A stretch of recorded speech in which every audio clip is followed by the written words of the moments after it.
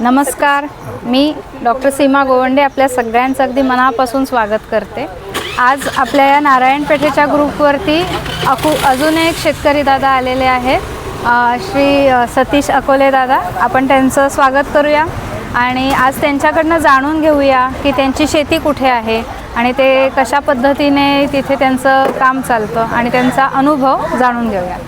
नमस्ते दादा. नमस्कार ताई. जय गोमाता. मी सतीश अकोले, गोसेवा करतो.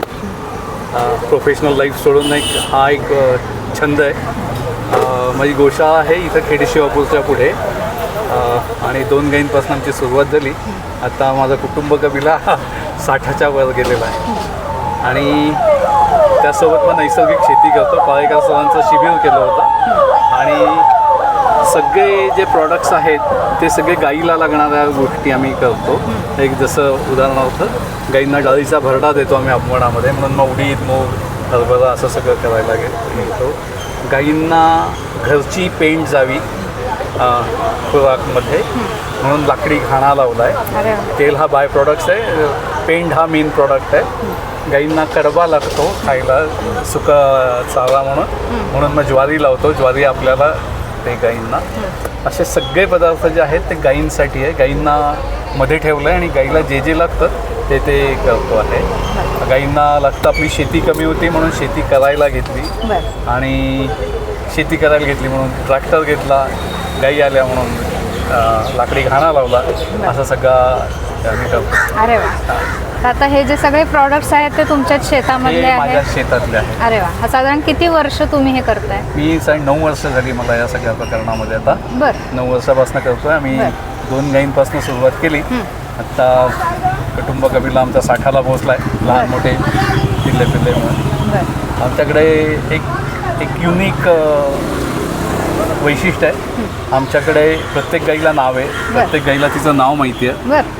माझं ड्युएल रिलेशनशिप आहे, म्हणजे मी मुलगा पण आहे, आपण गोमाता म्हणतो म्हणून, आणि एकीकडे बाबा म्हणून बाबा पण आहे. त्यामुळे गेल्यानंतर तसा सुखद हे असतो. जसं घरी गेल्यानंतर मुलगी बाबा बाबा करत येऊन चिकटते, तसं प्रत्येक गाईला आम्हाला भेटायचं असतं आणि हे आहे. त्यामुळे ते करतो. गाईंना आम्ही सगळा नैसर्गिक चारा देतो. गाईंचं मुक्तसंचार आहे पूर्णपणे. फक्त खाण्याच्या वेळेला बांधल्या जातात गाई, बाकी वेळेला पूर्ण मोकळ्या असतात.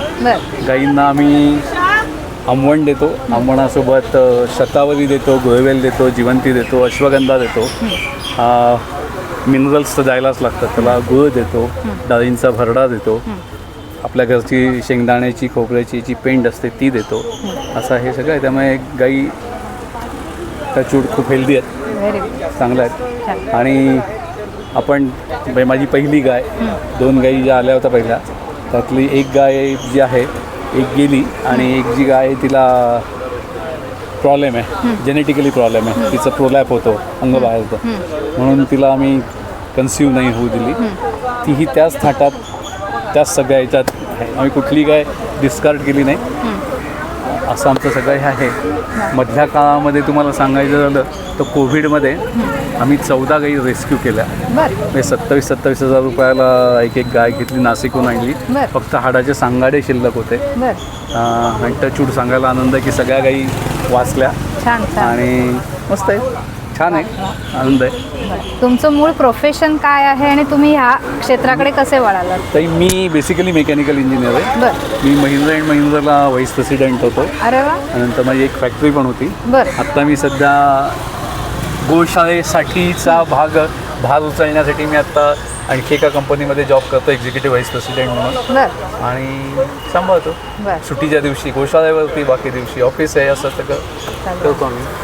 पण ह्या क्षेत्राकडे का वळावं असं का वाटलं? मला खरं म्हणजे समाजाला काही परत द्यायचं खूप इच्छा होती मनामध्ये. कारण मला एक जाणीव झाली होती की कितीही ठेवलं माणसाने तरी मुलं कदाचित म्हणू शकतील, म्हणतील किंवा नाही म्हणतील, पण स्टील दे कॅन, मनात तरी येईल की बाबा आणखी काही चांगलं करू शकलं असं. समाजालाही आपण देणं लागतो. मग काय करावं? मग एक असा विचार होता की 100 मुलांचं शिक्षण व्हावं, पण माझ्या फॅक्टरीला प्रॉब्लेम होता म्हणून ते टाळलं. नंतर असं लक्षात आलं की एक वृद्धाश्रम काढावा, म्हणून अक्कलकोट स्वामींच्या मागे होतो मी. आईच्या मागे बाळ लागतं तसं की आपण वृद्धाश्रम काढूया. कल्पना चांगली नाही आहे म्हटलं, पण काळाची गरज आहे. पण मग काय ते आम्ही पाळेकर सरांचा कोर्स केला आणि माझ्या लहानपणी गाई होती, त्यामुळे गाय तशीही खूप जवळ होती आणि तिथनं मग ही गाई. वा, म्हणजे तुमचं शेती पहिल्यापासून होती? हो, माझ्या लहानपणी आमची शेती होती. अच्छा, मग आता हे सगळं पुढचा प्रवास सुरू झाला. ओके, बरं. आणि आता जेव्हा तुम्ही हे सगळं करताय, गेल्या 9 वर्षाचा इतिहास जेव्हा तुम्ही बघता, कसं वाटतंय तुम्हाला? हा छान प्रश्न आहे. जीवनातले सगळे ताणतणाव हे तिथं गेलं की सगळं विसरायला होतं. म्हणजे मी माझ्या ओळखीच्या सगळ्यांना माहिती आहे की माझ्या आयुष्यातले अपडाऊन्स जे बघितलेत त्या गायी नसतात आम्ही कदाचित फुटत असतो आतापर्यंत. हे त्यांचं क्रेडिट आहे. Very nice. तुमच्याकडे बघून, तुमच्याशी बोलून खरंच खूप छान वाटलं.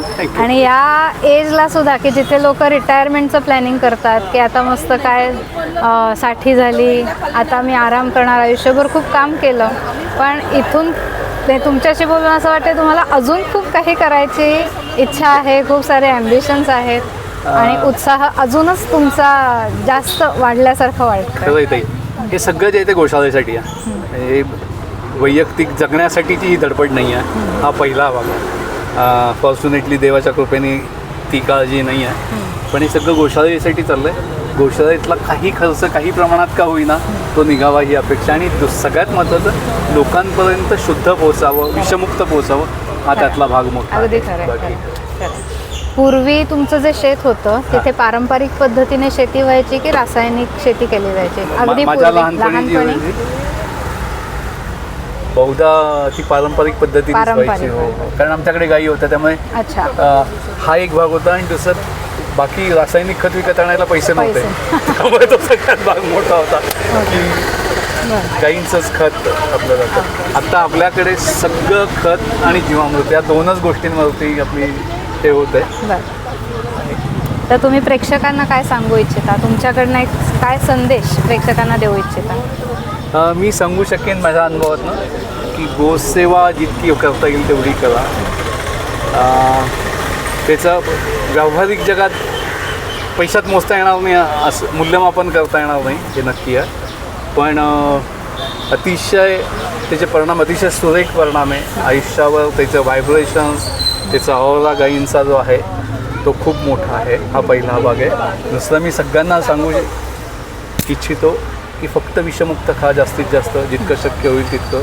ते पूर्वीच्या काळी आपल्याकडे फॅमिली डॉक्टर ही कन्सेप्ट होता, आता फॅमिली फार्मर हा कन्सेप्ट हा अत्यंत आवश्यक आहे, गरजेचा आहे तो. आणि तो फार्मर असा शोधा की तुम्हाला न सांगता कुठल्याही क्षणी केव्हाही जाऊन तुम्हाला बघता आलं पाहिजे, त्या गोशाळेला भेट देता आली पाहिजे. कारण आत्ता इतकं विष अक्षरशः आपण सध्या विष खातोय, बाकी काही नाही. आपण थोडे नशीबवान लोक आहोत की ज्यांना नैसर्गिक काही प्रमाणात का होईना मिळतात.